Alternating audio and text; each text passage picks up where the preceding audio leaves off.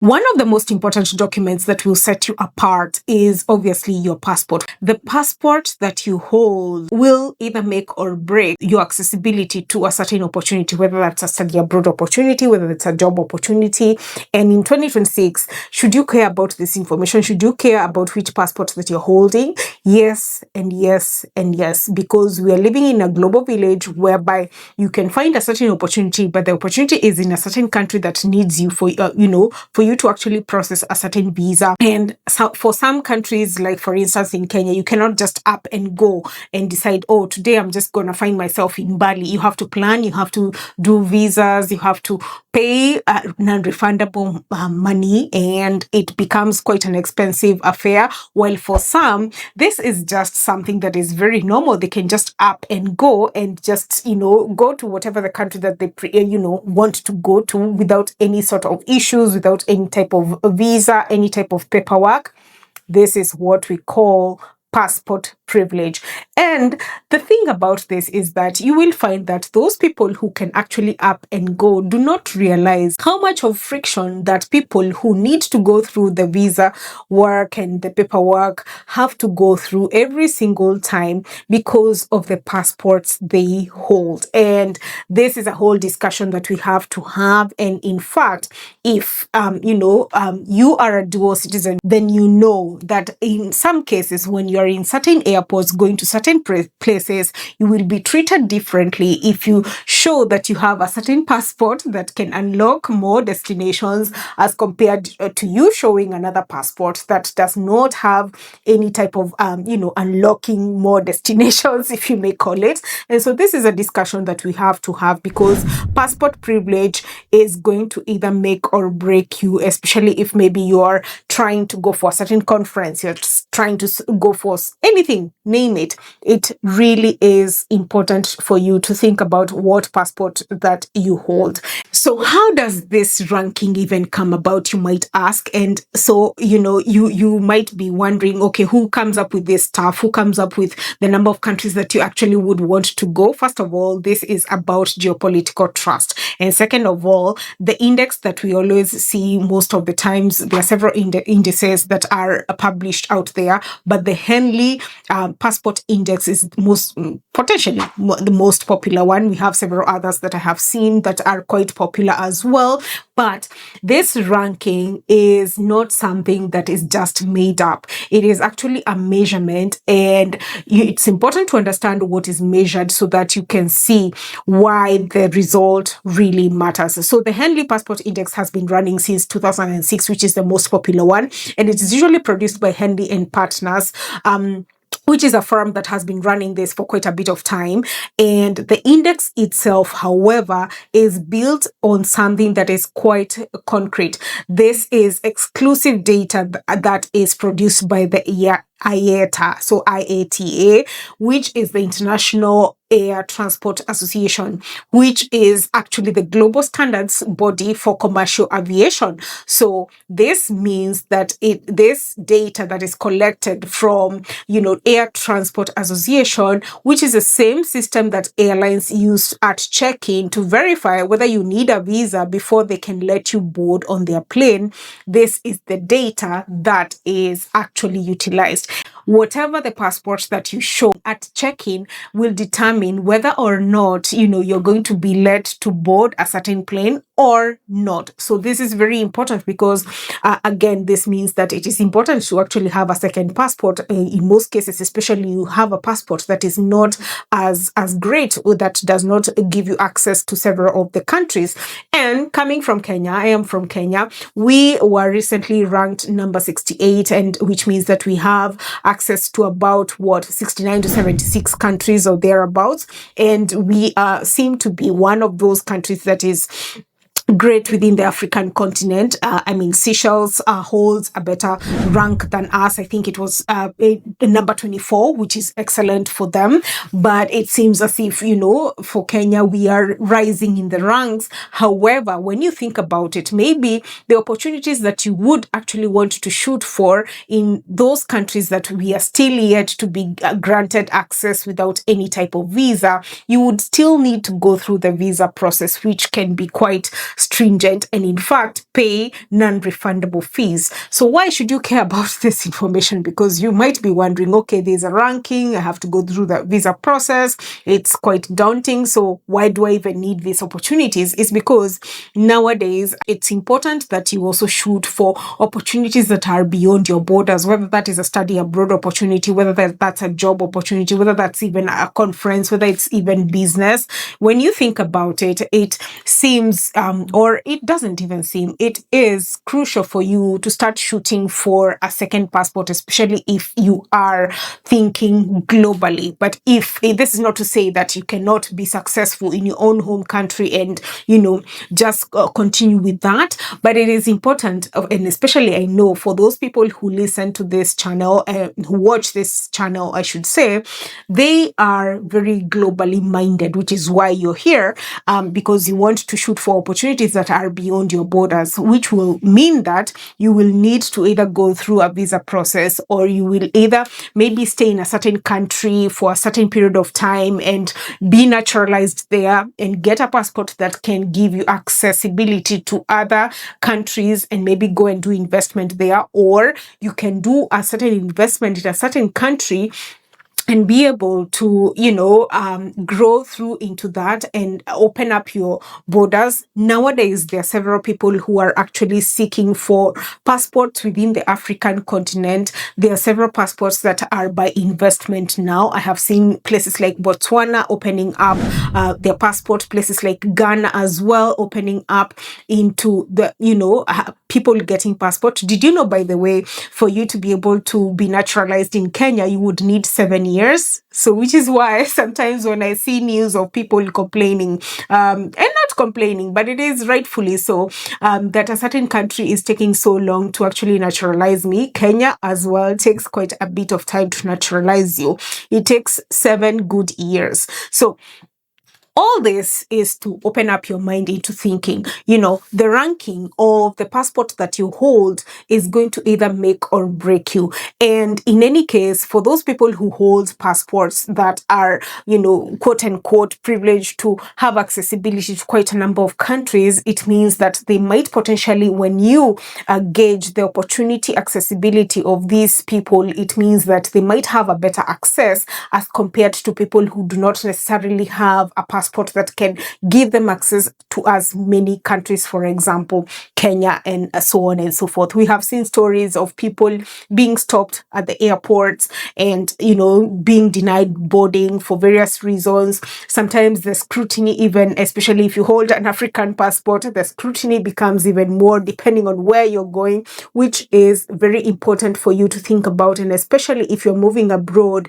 and the pathway that you are using to move abroad sets you on a path for citizenship by either investment or citizenship by naturalization or citizenship even by marriage. It's important to think about these things because they set you apart in a very different way. Believe me, you will be treated very different when you fish a certain passport as opposed to another passport out there. And so this is a thought process that you have to think about. And in any case, also, this measurement has a very important caveat that is important to think about, because this index, the Henley Index, usually assumes the holder is actually an adult citizen traveling alone with a valid standard passport. You're not on a diplomatic passport, you're not on emergency, and that you meet the basic entry requirements for a certain country. It usually does not count the countries where you technically can enter but face extreme practical barriers.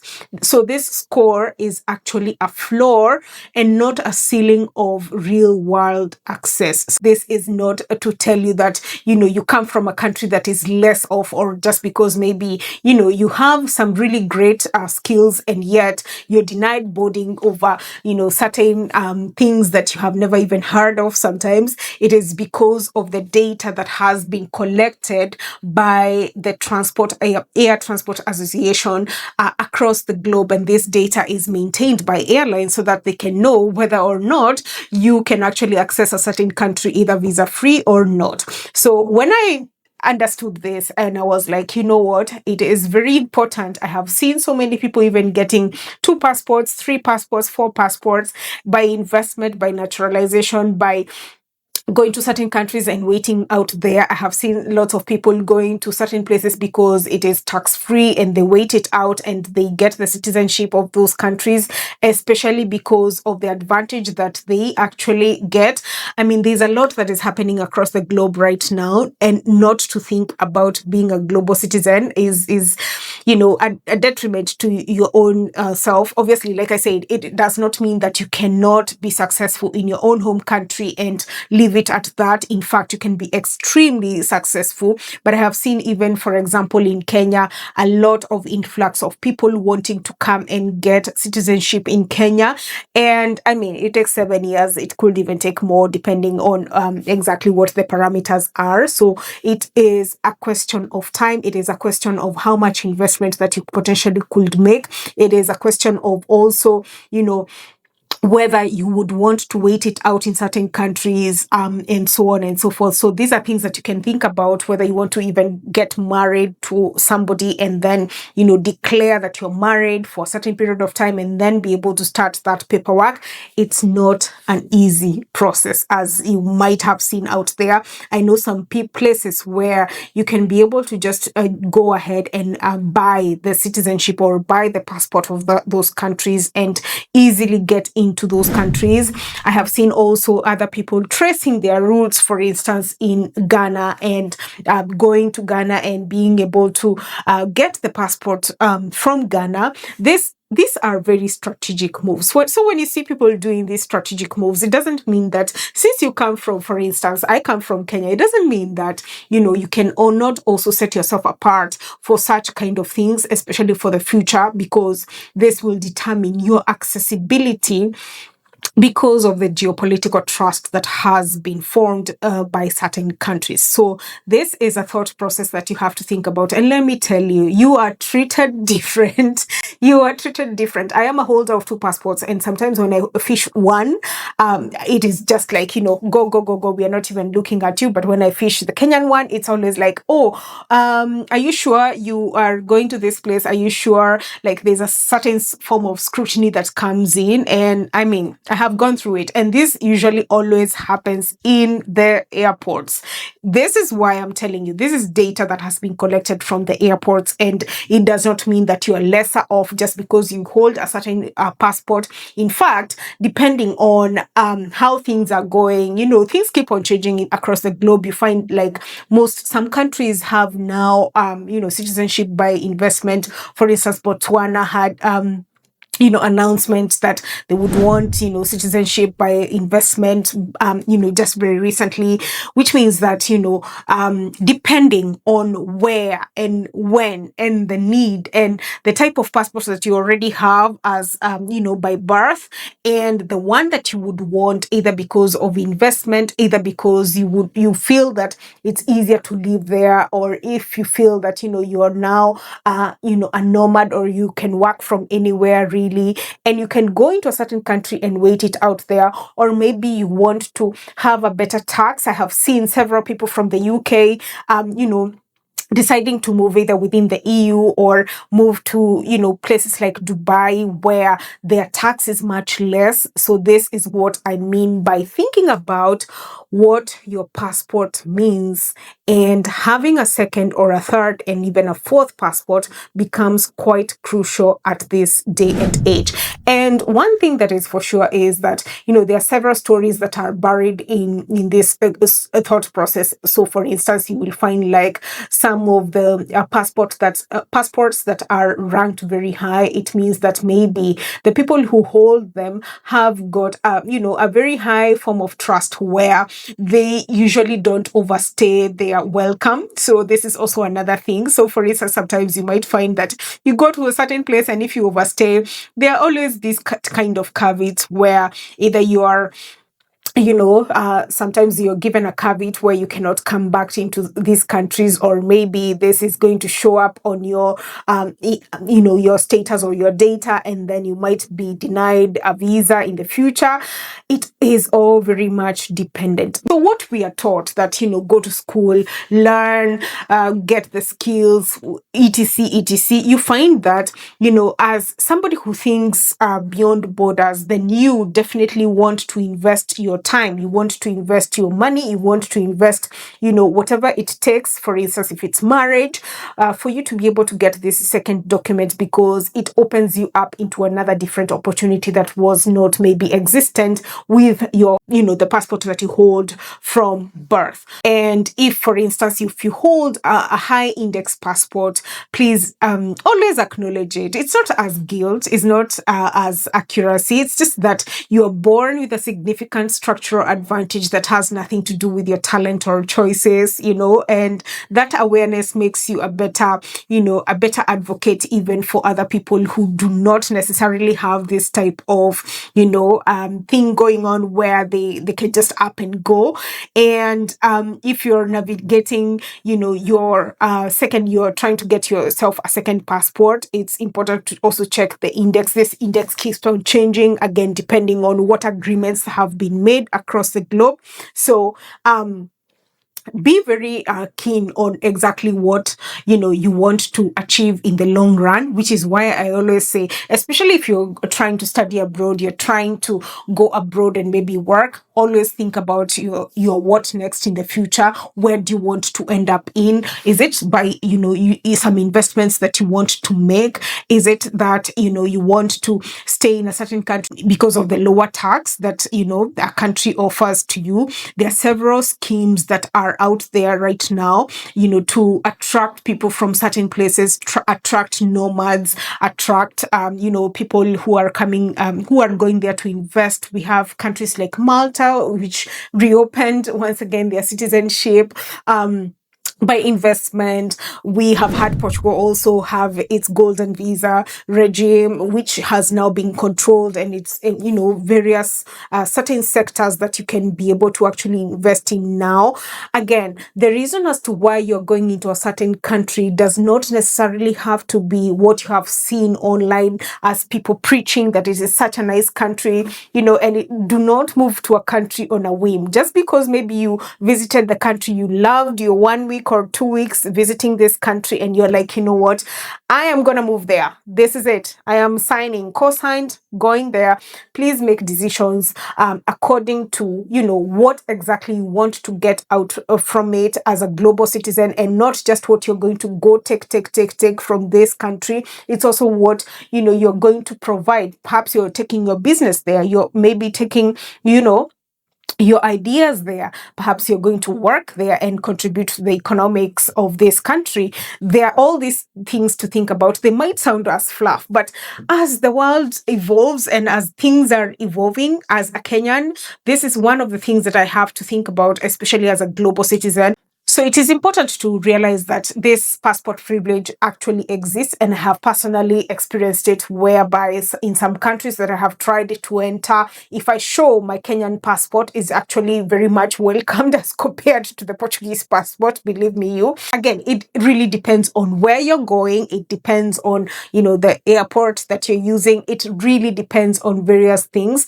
And, as you travel as a dual citizen, then things quite change, and you don't have to maybe think about paperwork anymore. And especially if you're in the European continent, it is a thing of investment of time, investment of money. For instance, if you're doing investments, citizenship by investment, if you're doing marriage, it is an investment of marriage, obviously finding the right partner and all these kind of things.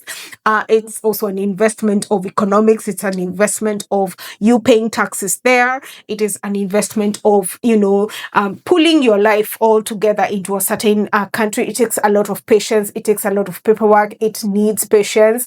And what I can say is that when you think about it, what I have learned is not to complain of the patience that is needed, because even in my own country, Kenya, it takes a lot of patience for you to get that Kenyan passport by naturalization or even by investment anyways. So the paperwork across the globe, honestly, I don't know which country I have seen that doesn't have so much paperwork and it's not bureaucratic when it comes to things to do with citizenship or when it comes to things to do with permanent residency.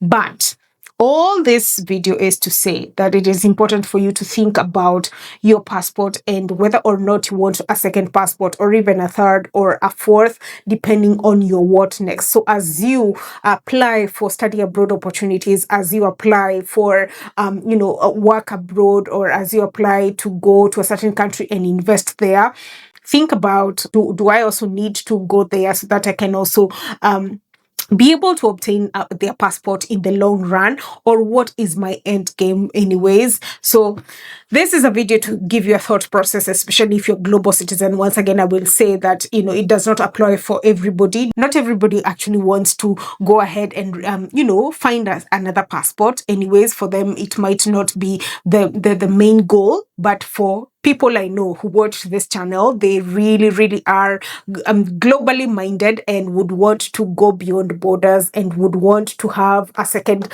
option. It's important to always have a second option in this global world.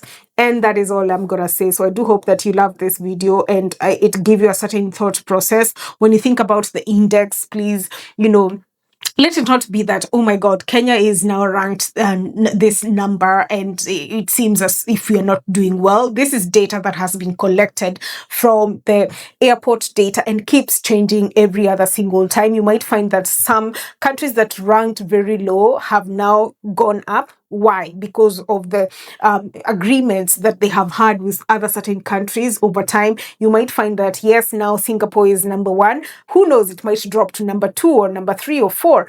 I mean, it really is very much dependent on, a certain country, what agreements they have, the geopolitical trust, whether the people of that country always overstay, all these kind of things. And this is not to mean that you as an individual, you're less off.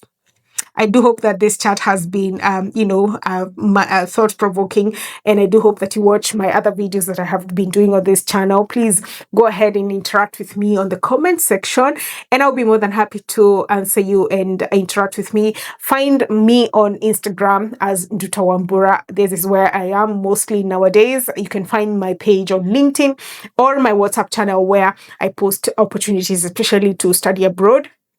And I'm more than happy also to consult with you. So please find, consultation links on the description box down below and book a consultation with me, and stay tuned for webinars that I am planning to do, across this channel and even beyond. So until next time, bye.